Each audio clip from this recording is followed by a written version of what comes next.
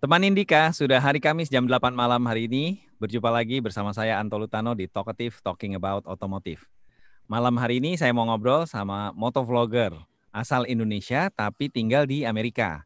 Dia di sana banyak buat konten menarik bersama motor kesayangannya. Langsung aja kita ngobrol bersama Karisma Rider atau yang akrab dipanggil Bli Ade. Halo Bli, apa Sih. kabar? Baik, kabar baik. Gimana kabarnya di sana? Sehat-sehat, alhamdulillah. Di sana ada Asik. WFH juga nggak? PSBB juga nggak di sana? Wah, ini pas kita rekaman ya, Mm-mm. eh, lockdown lagi sih. Bukan lockdown sih dibilangnya. Kita ada curfew, ada aturan curfew, jadi nggak boleh keluar jam 10 malam sampai jam 5 pagi, nggak boleh Oh, keluar. oke, kayak jam malam gitu. Eh, terus kalau di dunia restoran, Ya, sebelumnya kita orang-orang boleh makan di luar gitu. Jadi kalau restoran punya patio di luar, boleh oke. makan di luar. Mm. Sekarang udah di cancel lagi Oh, di karena cancel lagi. kasusnya naik lagi ya. Ya, ya, ya. Mudah-mudahan pandeminya cepat berakhir ya. Jadi kita back to normal, Ya, senormal-normalnya. ya yang kita bisa lakukan hanya berdoa dan ya support inilah suster, dokter yang bekerja keras di front line. Betul, betul sekali. Nah, Beli Ade ini kan aslinya Bali, tapi Bali tinggal ya. di Amerika dan vloggingnya juga di Amerika. Ini gimana ceritanya tuh, Beli? Aduh. Wah, lucu banget sih ceritanya sebenarnya. Jadi saya memang dari dulu itu memang suka banget sama naik motor ya. Ya. Kalau ditanya soal pengetahuan, motor sih saya nggak tahu banyak. Mm-mm. Cuma yang saya suka tuh sensasi ridingnya, freedomnya gitu. Oh, Eh, ya. apa gimana ya? Kayak sense of outdoor going gitu kan, ada Ya. angin gitu kan, ada adrenalin gitu. Saya suka suka sekali sama hal yang begitu-begitu. Jadi motor itu adalah salah satu hal yang saya sayangi lah gitu istilahnya. Oh, hobi motornya tuh dimulai waktu di Bali, di Indonesia, atau waktu di Amerika? Di Bali jelas. Oh, di Jadi Bali. Hmm. jadi nama saya ini kan Karisma itu kan asalnya itu dari Honda Karisma 125X. Oh, dari Honda Karisma. Iya, jadi motor saya pertama, jadi saya masih ingat itu lulus SMP. Hmm. eh, Waktu itu nilai saya kebetulan bagus, terus orang tua saya mau ngasih hadiah buat masuk SMA karena saya kepilih masuk SMA yang cukup ternama di Denpasar waktu itu, SMA 5 Negeri Denpasar. Hmm. Jadi waktu itu kebetulan ya eh, ya prestasi saya cukup oke lah gitu waktu SMP. Jadi orang tua saya nawarin itu, Oh, mau nggak mau beli motor nanti buat SMA. Saya bilang ya mau apa gitu kan. Nah hmm. kebetulan waktu itu iklannya itu tuh Karisma. Karisma kan waktu SMP kelas 3 itu nggak tahu saya tahun berapa udah lupa nggak bisa mikirin cuma Karisma 125D keluar terus varian barunya Karisma 125X. Jadi waktu itu pas banget baru keluar saya pingin itu dan akhirnya punya itu sampai saya tamat SMA, kuliah setahun sebentar di Bali Ya. sampai ya pokoknya itulah motor saya dan sakit hatinya sih dijual pas saya keluar negeri gitu. Oh, jadi teman. Tapi karena saya banyak kenangan sama motor itu jadi nama Karisma itu saya pakai kayak password, alamat email ya kayak begitu-gitu. Tapi Teman. salah ketik. Heeh. Eh, Harusnya kan karismanya nggak ada KH-nya. Betul, betul. Ah, karena dulu zaman dulu salah ketik dan itu saya keep sampai sekarang ya jadi nama ini. Nah, jadi teman-teman Indika sekarang udah tahu lah ya asal muasal nama Asal mula. Karisma Rider tuh dari mana. Kalau kita lihat setiap postingan Instagramnya punya sapaan akrab buat motornya sendiri. Nah, hal apa yang membuat dinamain koleksi-koleksi motornya Beli Ade nih? Waduh. Jadi saya cuma yang resmi jadi terpampang di dunia motovlog ini. Mm-mm. Selama saya di YouTube itu cuma ada dua motornya. Ya, Jadi yang pertama itu CBR 1000 RR Ibu tahun RS. 2012, Ya. Anniversary Edition itu kebanggaan saya banget. Tapi saya kecelakaan 2 kali pakai itu. Jadi yang terakhir tuh cukup parah. Kaki saya patah, jadi sempat take a break gitu, hampir sekitar setahunan lah. Habis itu saya ambil Yamaha MT-09 yang 2017. Jadi sebenarnya biar gampang aja disebutin gitu loh. Kalau saya misalnya bilang, oh motor saya ini CBR 1000R, kan panjang kan? Iya, iya. Karena waktu itu warnanya putih, saya panggil si putih. Nah, ya yang baru ini karena warnanya silver, tapi saya kan ibaratnya kalau cowok itu gimana ya, kalau bahasa riding itu kan kadang-kadang ridingnya masa riding cowok gitu kan, jadi namanya tuh harusnya kesannya namanya harus agak-agak feminim gitu. Jadi dari silver ini saya ganti jadi Sylvie karena lebih feminim. Ya, jadi saya panggilnya si Sylvie gitu. Kalau yang pertama si putih gitu. Jadi si putih dan si Sylvie. Ngikutin warna aja sebenarnya. Ngikutin warna ya. Oke, Beli Ade, ini ada beberapa pertanyaan dari DM yang udah masuk ke akun Instagram @indika9160fm. Mantap. Kita langsung ini aja ya, bacain pertanyaannya ya. Dari @r.satria97. Apa rasanya awalnya bisa naik motor lagi dan bisa beli si Sylvie? Monggo. Wih, menarik. Ini pertanyaan. Ini pertanyaan dari subscriber yang ngikutin ini, karena mereka tahu awal bisa naik motor lagi, karena sebelumnya saya sempat hampir give up untuk naik motor karena kaki saya patah itu. Iya, jadi rasanya awal bisa naik motor gimana ya? Pertama itu ya kayak bring back memories gitu, jadi happy aja. Happy dan bisa beli lagi itu saya pikir dulu kan juga wah ini saya bakal cacat nih, nggak bisa kerja dan segala macam, dan ya puji Tuhan saya diberkati, dikasih kekuatan, bisa kerja, lanjut kerja, dapat rezeki dan akhirnya bisa beli lagi. Alhamdulillah. Dan senang sih ya, senang ya.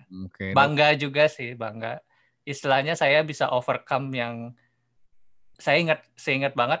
Masa waktu itu tuh sempat kayak depresi dan segala macam, dan akhirnya ya bangkit lagi. Dulu waktu selama setahun itu siapa yang nemenin sampai akhirnya bisa balik lagi ke sekarang gitu? Jadi saya di sini tuh ya beruntung juga didukung sama keluarga. Jadi saya tinggal sama keluarga paman saya di sini. Oke. Ya, jadi ini ya rumah paman saya. Saya sewa kamar juga di sini, ngekos lah istilahnya. Ya, tapi dengan benefit ya kita family gitu, jadi saling support dan segala macam. Ya, itu sih yang ngebantu saya juga selama ini itu paman saya dan keluarganya gitu. Dan sepupu-sepupu saya juga. Oke, semoga selalu sehat lah ya Beli Ade ya. Amin, terima kasih. Pertanyaan selanjutnya dari @dnsrdy. Beli Ade kapan pertama kali ke LA dan motor apa yang dipakai pertama di sana? Waduh, pertama kali di LA itu saya tahun 2010. Ya waktu itu ya masih belum tahu apa-apa lah. Ya di awal-awal sekitar 4 tahun 5 tahun sih saya agak kurang ngerti soal motor di sini. Tapi karena saya selalu ngikutin ya, dulu tuh belum ada kayak motovlogger yang terkenal gitu. Mungkin ada orang yang rekam mereka naik motor tapi mereka nggak ngomong atau nggak nge-review, nggak seperti sekarang kan banyak banget kan. Betul. Tapi saya dulu pernah melihat ada motovlogger itu namanya Walter Riffick di Amerika, dan gara-gara itu saya berpikir waduh kok kayaknya fun banget naik motor di sini gitu. Nah waktu itu terus saya mulai riset, saya cari tahu gimana cari SIM-nya dan segala macam. Akhirnya waktu saya memutuskan itu saya jual mobil saya pertama. Habis itu saya beli motor itu. Yang pertama itu mungkin nggak ada di Indonesia, namanya itu Yamaha FZ6R tahun 2012. FZ6R. Ya, 600 cc, tapi 600 dia cc. modelnya itu sport touring. Oke. Hmm.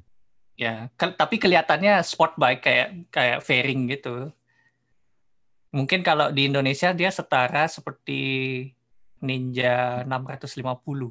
Oh, jadi agak bungkuk juga ya bawanya ya. Eh stangnya stangnya lebar gitu, tapi ya agak agak nunduk dikit lah. Kan nunduk ya. Iya, Oke. Pertanyaan bukan selanjutnya. stang jepit. Blok, oh, bukan tang jepit ya. Iya. Oke, pertanyaan selanjutnya dari Adam Zaki. Riding di LA apakah seenak yang dilihat di video atau sebenarnya nggak enak gitu, tidak seenak sebebas di Indonesia? Eh kalau dipikir bebas, Mm-mm.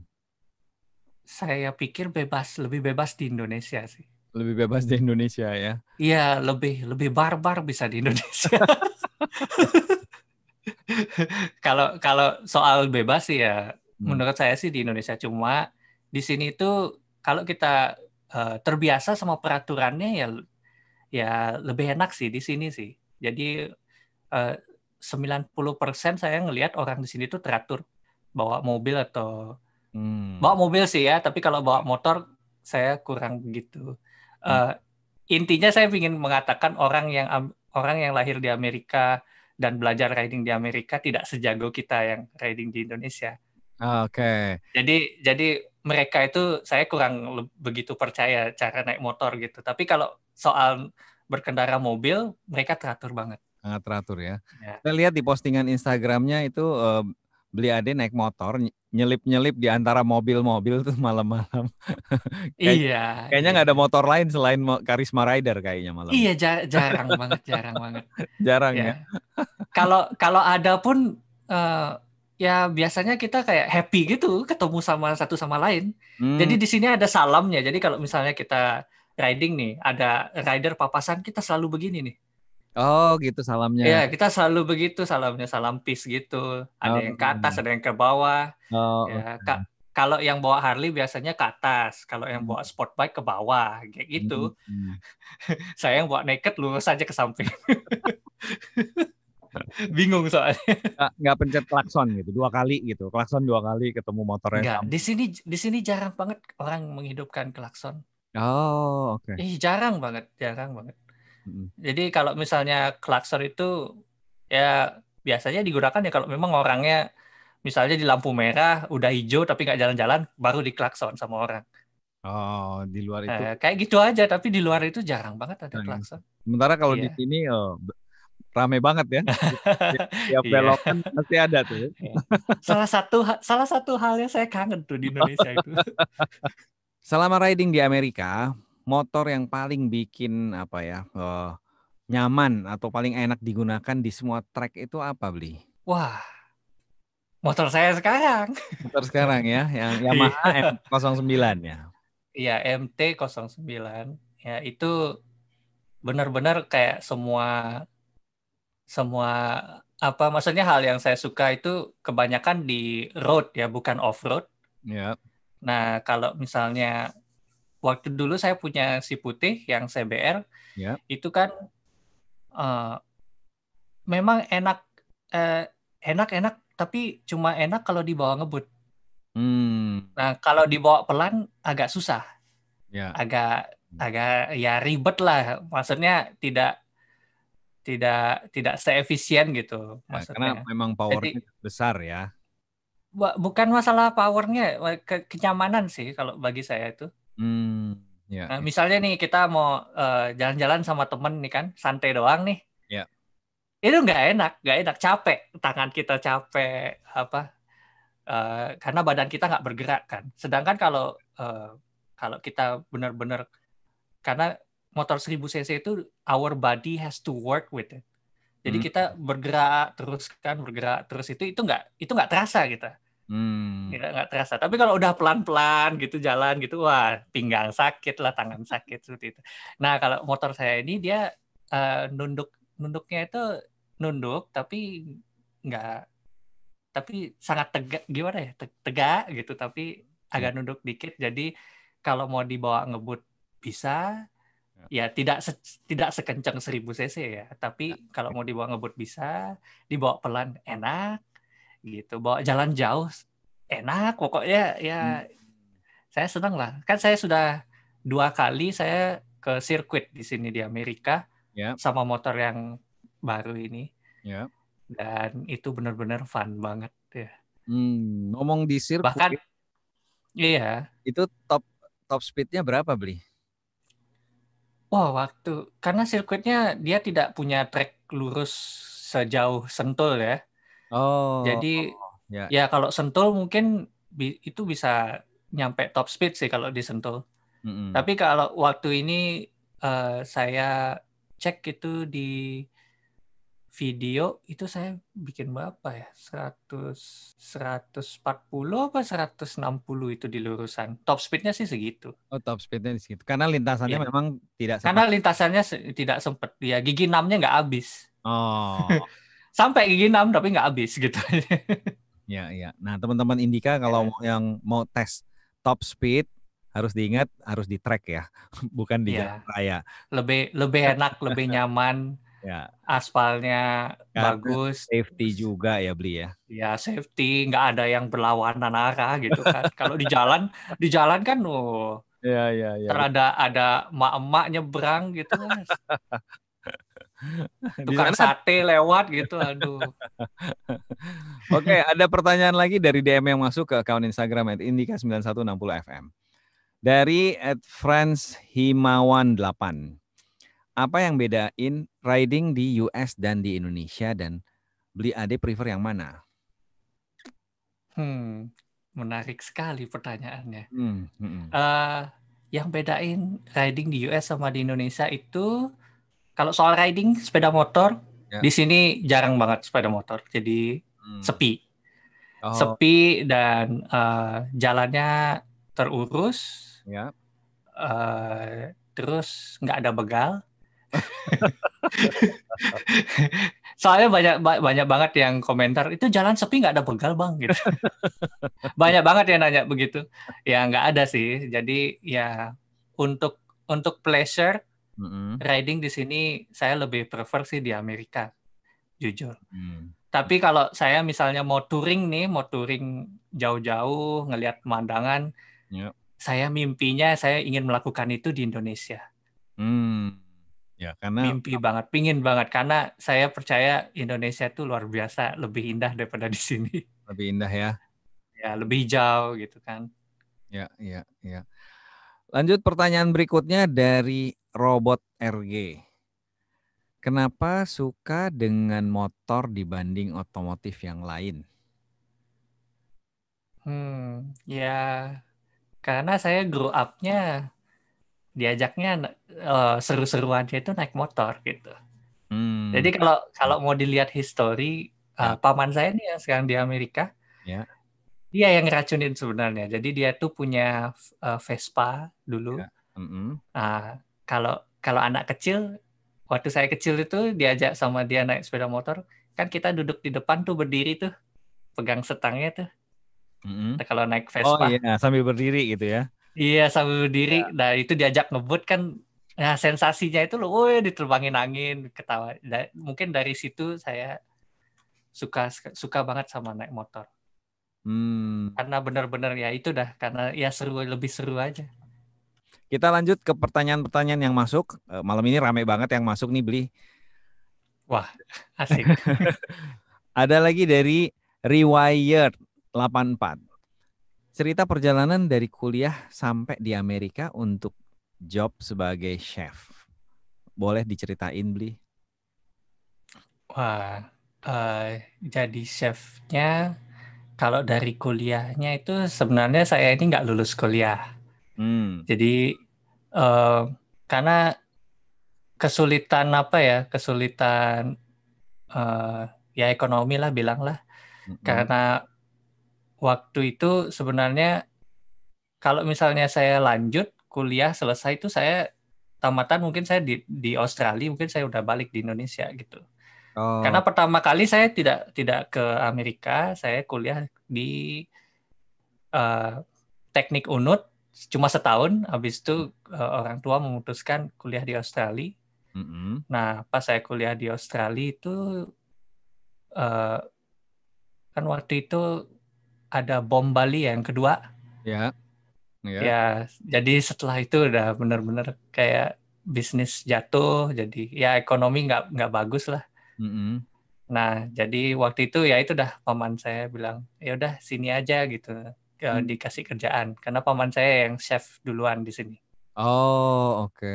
Ya, Mm. jadi dia yang ngajarin dan segala macam. Ya. Mm. Mulai dari eh, kalau di Amerika itu masuk ke professional kitchen istilahnya, Mm-mm. itu mulai dari cuci piring gitu, Mm. dari bawah mulai sampai sampai ya sampai di titik inilah. Jadi sekarang Itu sih akhirnya, ceritanya. jadi chef juga Iya. Tapi ya bersama-sama. karena Partner. belajar dari restoran nggak sekolah sih.